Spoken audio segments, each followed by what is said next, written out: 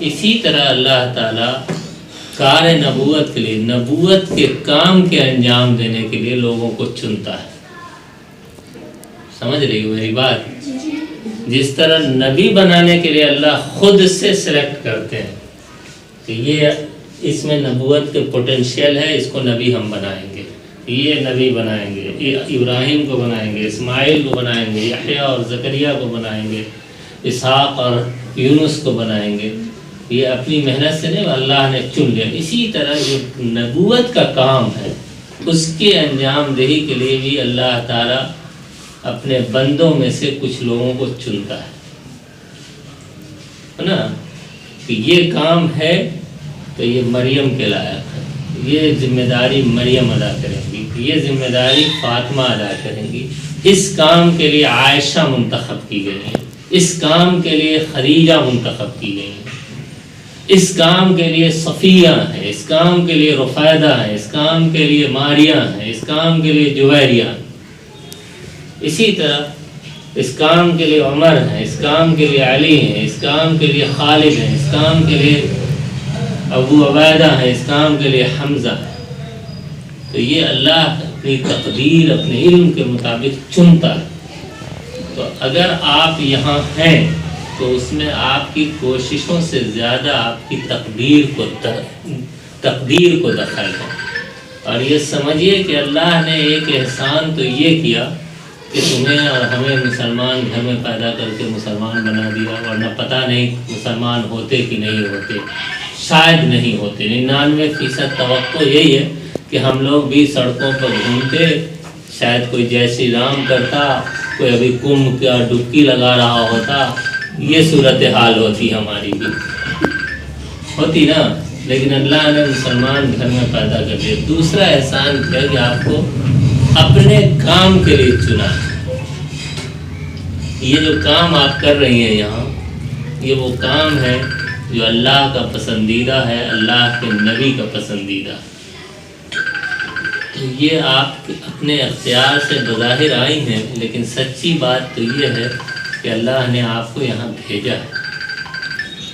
اب یہ ہے کہ اللہ نے جس کام کے لیے ہمیں منتخب کیا ہے اور جس کام کی ذمہ داری دی ہے، وہ کام ہم اور آپ کتنے اچھے سے ادا کر رہے ہیں، اس کا جواب دینا پڑے گا۔ کتنے گھنٹے اللہ یہاں نظام ہے پڑھنے کا، تو آپ نے کتنے گھنٹے پڑھا، اس میں کتنا گپ مارا، اور گھر جا کے کتنا اس کو ریوائز کیا، کتنی بار مطالعہ کیا، اور جو سیکھا اسے کس کو سکھایا یا کس کی کو فائدہ پہنچایا، یہ سب اللہ کے یہاں ہماری جواب دہی طے کرنے والی چیز ہے، اور اللہ کے یہاں ہمیں جواب دہ ہونا پڑے گا۔ اور اگر ہم اس سے احساس کے ساتھ یہ کام کریں گے تو کام میں بھی برکت ہوگی اور ذرا اچھا کریں گے۔ اب میں نے جن خواتین کا نام لیا ہے، جن کا بھی ابھی نام لیا، اور ایسی سینکڑوں عالمہ ہیں گزری ہیں، ان میں ایک نام لیتا ہوں۔ ایک کتاب ہے، بڑی مشہور کتاب ہے فقہ حنفی کی، تحفۃ الفقہ۔ ایک کتاب ہے تحفۃ الفقہ۔ تحفۃ الفقہ کے مصنف نے کی ایک بیٹی تھی جو مصری عالم ہے، تو انہوں نے یہ شرط رکھی تھی کہ تحفۃ الفقہ کی جو اس کی شایان شان شرح لکھے گا تو ہم اپنی بیٹی کی شادی کریں گے اس سے۔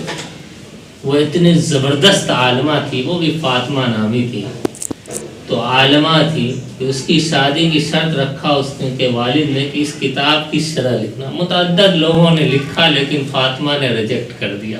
اس میں علامہ کاسانی بڑا نام ہے، انہوں نے اس کی شرح لکھی بدائع الصنائع فی ترتیب الشرائع، ہماری پسندیدہ کتاب۔ میں نے یہ کتاب پڑھی معہد میں، یہاں کا ذکر ہمارے بھائی نے کیا، آفتاب بھائی نے۔ معہد میں یہ کتاب میں نے 4-5 دن پوری تفصیل سے پڑھی۔ علامہ کاسانی کی اہلیہ اتنی بڑی فقیہہ تھی کہ مصر کا کوئی بھی فتویٰ اسی وقت تک قابل قبول سمجھا جاتا تھا جب اس پر فاطمہ کا دستخط ہوتا تھا۔ اگر وہ کسی معاملے میں اپنے شوہر سے اختلاف کر لیتی اور دستخط نہیں کرتی تو اس کو سرکاری حیثیت اس فتوے کو حاصل نہیں ہوتی۔ وہ فتویٰ ان کی ذاتی رائے کہی جاتی تھی، یعنی اس کی وہ حیثیت حاصل نہیں ہوتی، یعنی وہ جو بھی وہ قانون نہیں بن پاتا تھا جب تک کہ فاطمہ اس کی تائید نہیں کرتی۔ یہ علم کے معاملے میں نے ایک نام لیا، آپ نے رابعہ بصریہ کا نام سنا ہی ہوگا، اور صحابیات جتنی ہیں تو وہ سب ہیں۔ تو علم اور عمل، تربیت، خاندان، مردوں کو اللہ نے باہر کی ذمہ داری دی ہے کہ تم جاؤ باہر کماؤ کھاؤ لا کے دو، آپ کو بادشاہت دی ہے، گھر کی رانی بنایا ہے۔ تو اگر آپ میں دین آ گیا نا، تو مرد اگر دیندار ہوا تو ہو سکتا ہے کہ اس کا بیٹا ٹھیک ہو جائے یا ایک آدھ آدمی کو فائدہ ہو جائے، لیکن اگر ایک عورت دیندار ہو گئی تو اس سے متعدد خاندان وابستہ ہو کے دیندار ہو جاتے ہیں۔ اس کا اپنا گھر جہاں ابھی ہو تم، کل جو تمہارا گھر ہوگا، تمہارے آنے والی نسلیں اور ان کے بچے اور ان کی بچیاں دونوں طرف سے، تو مردوں سے زیادہ ضرورت ہے عورتوں کا دیندار ہونا، عورتوں کا پڑھا لکھا ہونا۔ یہی وجہ ہے کہ نبی صلی اللہ علیہ وسلم نے متعدد شادیاں کی۔ نبی صلی اللہ علیہ وسلم نعوذ باللہ ان کو شادی کرنے کا شوق نہیں تھا۔ آپ جانتی ہیں کہ حضور صلی اللہ علیہ وسلم نے پہلی شادی کی آپ 25 سال کے تھے، اور اماں خدیجہ کتنے سال کی تھیں؟ 40 سال کی تھیں۔ وہ بیوہ تھیں، 2 شوہر ان کے وفات پا چکے تھے۔ اس کے بعد حضرت سودا سے شادی کی، تو سوائے حضرت عائشہ کے ساری اہلیہ آپ کی بیوہ تھی یا مطلقہ تھی، اور سب زیادہ عمر کی تھی سوائے سیدتنا حضرت عائشہ کے۔ تو حضور چاہتے تھے، اور اللہ چاہتے تھے، بلکہ اللہ چاہتے تھے کہ حضور کے ارد گرد ذہین ترین، پاکیزہ ترین، پاک باز خواتین کا ایک مجمع ہر وقت رہے، جو حضور کی ہر ادا کو نوٹ کرے اور اسے اگلی نسل تک پہنچائے۔ اب حضور نہاتے کیسے تھے یہ مرد تو تھوڑی دیکھے گا، حضور وضو کیسے کرتے تھے یہ مرد روایت کر سکتے ہیں، لیکن حضور سوتے کیسے تھے، نہاتے کیسے تھے، یہ کیسے کوئی باہر کا آدمی دیکھے گا؟ تو اس کے لیے آپ کو منتخب کیا گیا۔ تو اسی لیے آپ کی ذمہ داریاں بڑھ جاتی ہیں، اور خاص کے جب آپ معاذ طیبات جیسے ادارے میں ہیں تو اپنے وقت کی قیمت کو جانیے۔ مولانا نے ابھی شکایت کی نا، اس شہر کے لوگ نہیں پڑھتے، لیکن اگر آپ آئیڈیل بن کے ان کے سامنے آئیں گے تو ایک دن آئے گا کہ آپ کو دیکھ کے سینکڑوں بچیاں پڑھیں گے، آئیں گی، اور ان کو کہنا پڑے گا کہ میرے پاس جگہ نہیں، انشاءاللہ وہ دن بھی آئے میں مجھے جگہ نہیں ہے، میں اس سال آپ کا داخلہ نہیں لے سکتا، آپ اپنی بچی کو لے جائیے، ابھی درخواست دے دیجئے، اگلے سال نمبر میں کیجیے گا، یہ کہنا پڑے گا۔ لیکن یہ ہے کہ آپ کیسے پہلی فصل جب اچھی نکلتی ہے نا، پہلی دوسری تیسری فصل، تو پھر اس کسان کا چرچا ہوتا ہے۔ تو آپ لوگ معاذ طیبات کی فصلیں آپ جتنی لہلہائیے گا اتنی زیادہ ان کو خوشی ہوگی، اور اتنا ہی زیادہ ادارہ کی نیک نامی ہوگی۔ ایسا نہیں ہے کہ اس کی وجہ سے ان کو چندہ آئے گا، اس کے بے فکر رہیے، چندہ تو جو آنا ہے وہ ابھی بھی آ رہا ہوگا، ہے نا۔ اس سے کیا ہوگا کہ لوگ متوجہ ہوں گے کہ بھائی یہ بچی ہے۔ اب جیسے یہ بچی خدیجہ ہے، اس کا ذکر انہوں نے کیا کہ 1 سال میں حفظ کیا اس نے۔ اب یہ سن کے کتنی تڑپ پیدا ہوگی ہم گارجین کے دل میں، میرے دل میں ہوئی، کاش میرا بیٹا ابھی حفظ شروع کیا، 2 مہینہ ہوا ہے، 2 پارہ لگ بھگ کیا ہے، اماں پارہ کیا ہے، اور پہلا پارہ 10-20 روز سے تو گھر ہی پہ شادی کے چکر میں، تو دوسرا پارہ 1-2 صفحہ بچ گیا پہلے پارہ۔ تو اب ہمیں بھی ہے نا کہ وہ اگر جب بچی کر سکتی ہے تو ہمارا بیٹا کیوں نہیں، 1 نہیں 1.5 سال میں تو کر لے۔ میرے مدرسے میں بھی ایک طالب علم تھا، بڑا غریب گھر کا بچہ، اس کے ابا مزدوری کرتے تھے یومیہ مستری کے ساتھ، 10 مہینے میں وہ حافظ ہوا، مفید الاسلام، لیکن اس کا نام مجھے یاد ہے کیونکہ اس نے ایسا کیا۔ تو کچھ الگ کرنے والوں کو دنیا پہچان دیتی ہے، دنیا میں اس کا نام زندہ ہوتا ہے، اور آخرت میں بھی اس کی شناخت ہوتی ہے، کچھ ڈفرینٹ کرنے والے کو، اور ایک بھیڑ کے ساتھ چلنے والوں کو کوئی اہمیت نہیں ملتی۔ بہت سارے لوگ، کم سے کم دربھنگا میں 2-4-10 لاکھ گریجویٹ تو ہوں گے، 2-4-10 لاکھ گریجویٹ تو ہوں گے، لیکن کون اس کو پوچھ رہا ہے؟ ہزاروں عالم ہوتے ہیں، لیکن میں ابھی کے دور کی بات کروں، ابھی ملک میں کم سے کم 4 لاکھ عالم تو ہوں گے ہی، اگر انداز 2-4 لاکھ تو میں کہہ رہا ہوں 20-25 لاکھ عالم ہوں گے، 25 کروڑ مسلمانوں کی آبادی میں 25-30 لاکھ عالم تو ہوں گے نا.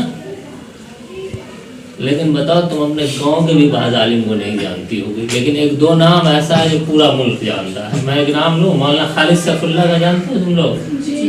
ارشد مدنی صاحب کو جانتی ہو؟ خلیل الرحمان سجاد کو جانتی ہو؟ یہ زندے لوگوں کا میں نام لے رہا ہوں. کیوں جانتی ہو؟ یہی کتابیں انہوں نے بھی پڑھی ہے، مولانا خالد جو تم پڑھ رہی ہو نا، یہی کتابیں مولانا خالد نے بھی پڑھی ہے، اور وہی کتابیں میں نے بھی پڑھی، اور وہی کتابیں آپ کے مفتی صاحب نے بھی پڑھی ہے، اور وہی کتابیں بڑے بڑے اور لوگوں نے بھی پڑھی ہے. قاضی مجاہد اسلام کو جانتے ہو؟ تھوڑا سا پیچھے میں چلا گیا. علی میاں ندوی کا نام سنا ہے؟ ان کی کوئی کتاب بھی پڑھتی ہوگی تو یقیناً. تو وہی کتابیں پڑھی تو وہ کیوں اتنا روشن ہے؟ اگر روزانہ آسمان میں 50, 60, 200, 300 چاند تمہیں دکھے تو چاند کی کوئی اہمیت ہوگی؟ روزانہ عید کا چاند نکلے تو کوئی اہمیت ہوگی؟ تو وہ اہمیت کیوں ہے چاند کی؟ عید کے چاند کی کیوں اہمیت ہے؟ کیونکہ وہ ایک بڑا تہوار لے کے آتا ہے، بڑی خوشیاں لے کے آتا ہے، عید اور بقرعید کا چاند. باقی تو ہر مہینے چاند نکلتا ہے، کوئی دیکھنے بھی نہیں جاتا. 14ویں کی چاند کی کیوں اہمیت ہے؟ کیونکہ وہ روشن کرتا ہے. تو ایسے ہی اپنے کو علمی دنیا کا آفتاب بنا لیجئے. آفتاب کے ساتھ آپ لوگ رہتی ہیں، مہتاب بنا لیجئے. آپ سائنس پڑھیے گا تو اس میں یہ ہے کہ چاند جو ہے نا، مہتاب جو ہے نا، آفتاب سے روشنی کشید کرتا ہے. وہ اس کی ذاتی روشنی نہیں ہے، وہ روشنی آفتاب سورج سے وہ لیتا ہے، ایبسارب کرتا ہے چاند، اور اس کے بعد پھر اسے بکھیرتا ہے تاریکی میں. تو آپ کے پاس آفتاب ہے، آپ مہتاب بن جائیے. صلی اللہ علیہ وآلہ وسلم.